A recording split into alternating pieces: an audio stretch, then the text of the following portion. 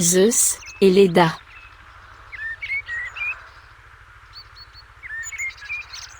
Léda était reine, fille de roi. Son père, Thestios, était roi d'Étolie, un petit royaume au nord du golfe de Corinthe. Et son mari, Pindare, ex-roi de Sparte, puissante cité, qui, après les temps des origines, parvint à vaincre les Perses, avant de guerroyer contre Athènes.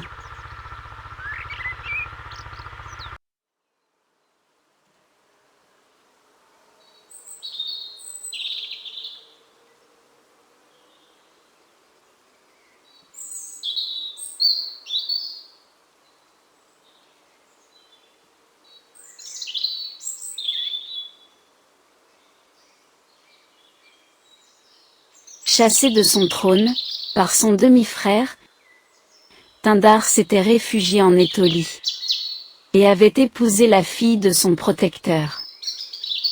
Tout va bien, quand Pindare oublie de réserver la part d'Aphrodite, dans un sacrifice. Quand les mortels négligeant une déesse, elle se venge.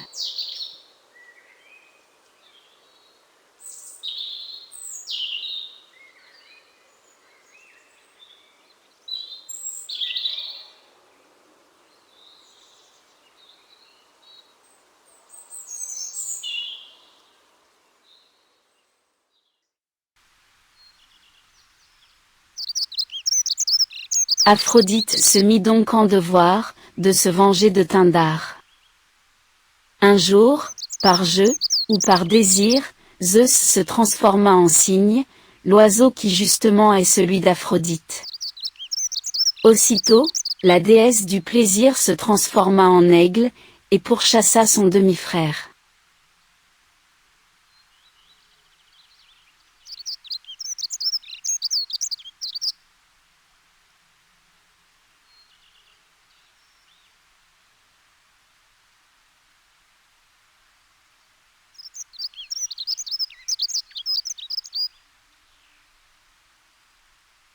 Oui. Aphrodite est née du sperme de Cronos. Elle est la demi-sœur de Zeus.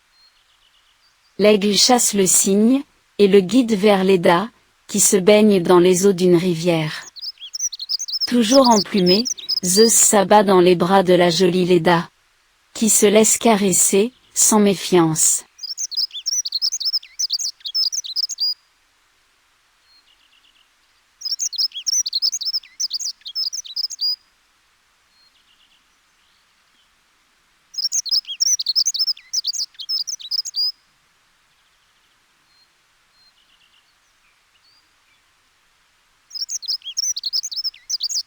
Un cygne au bord du fleuve, quoi de plus naturel? Ce qui l'est moins, c'est de se laisser engrosser par le cygne. Telle était la vengeance d'Aphrodite.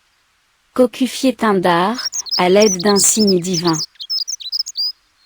Puis, l'affaire se complique.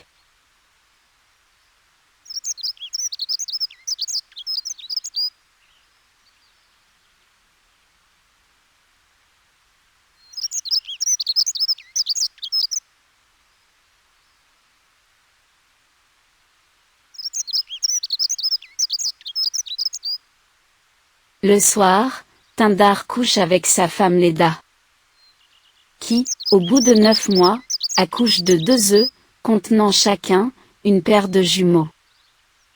Tandis que, le premier œuf, contenait 2 enfants de Zeus. Le deuxième œuf, contenait 2 enfants de Pindare.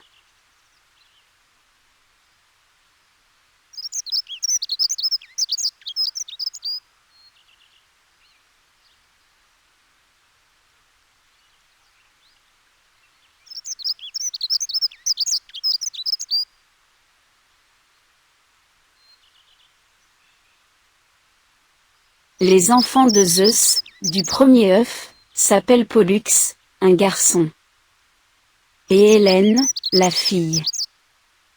Les 2 autres, les enfants de Pindare, s'appellent Castor, et Clytemnestre. En voyant ces œufs, Pindare comprend sa faute envers Aphrodite, et élève généreusement Les quatre petits.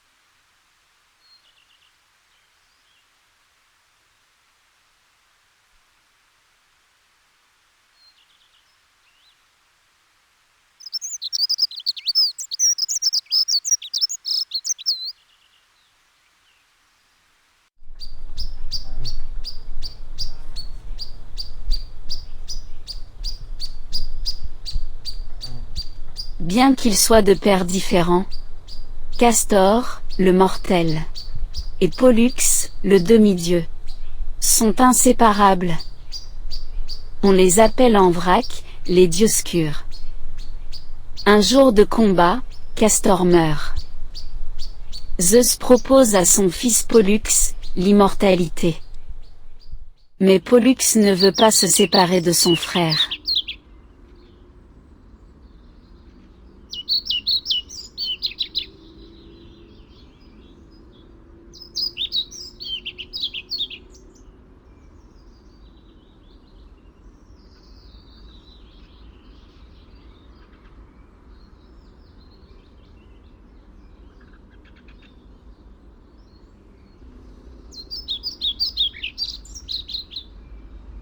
Le compromis trouvé sera, comme souvent chez les Grecs, de nature alternée.